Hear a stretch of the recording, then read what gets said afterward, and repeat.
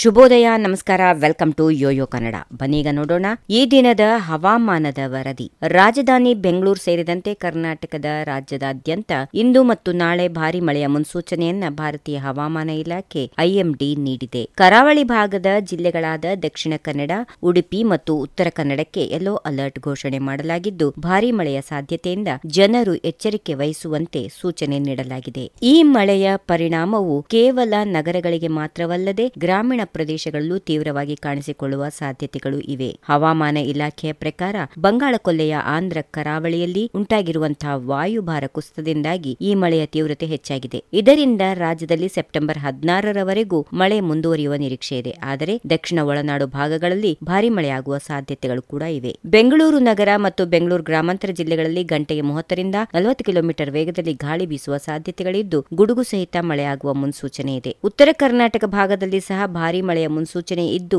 ಗದಗ್, ಕಲಬುರಗಿ ಮುಂತಾದ ಜಿಲ್ಲೆಗಳಲ್ಲಿ ಈಗಾಗಲೇ ಮಳೆಯ ಪರಿಣಾಮ ಕಾಣಿಸಿಕೊಳ್ಳುತ್ತಿದೆ. ಗದಗ್ ಜಿಲ್ಲೆಯ ಲಕ್ಷ್ಮೇಶ್ವರ ಮತ್ತು ಮುಂಡರಗಿ ತಾಲೂಕುಗಳಲ್ಲಿ ಸುರಿದ ಭಾರಿ ಮಳೆಗೆ ಜನಜೀವನ ಅಸ್ತವ್ಯಸ್ತಗೊಂಡಿದೆ. ಅಧಿಕಾರಿಗಳು ಜನರನ್ನ ಸುರಕ್ಷಿತ ಸ್ಥಳಗಳಿಗೆ ಸ್ಥಳಾಂತರಿಸಿ ಆಸರೆ ಕೇಂದ್ರಗಳನ್ನ ತೆರೆದಿದ್ದಾರೆ. ನದಿ ಪಾತ್ರದ ನಿವಾಸಿಗಳು ವಿಶೇಷ ಎಚ್ಚರಿಕೆ ವಹಿಸುವಂತೆ ಸೂಚನೆ ನೀಡಲಾಗಿದೆ. ರಾಜ್ಯದ ಇತರ ಜಿಲ್ಲೆಗಳಾದ ಚಾಮರಾಜನಗರ, ಚಿಕ್ಕಬಳ್ಳಾಪುರ, ಚಿಕ್ಕಮಗಳೂರು, ದಾವಣಗೆರೆ, ಹಾಸನ, ಕೊಡಗು, ಕೋಲಾರ, ಮಂಡ್ಯ, ಮೈಸೂರು, ರಾಮನಗರ ಮತ್ತು ಶಿವಮೊಗ್ಗಗಳಲ್ಲೂ ಕೂಡ ಮಳೆಯಾಗುವ ಸಾಧ್ಯತೆಗಳು ಇವೆ.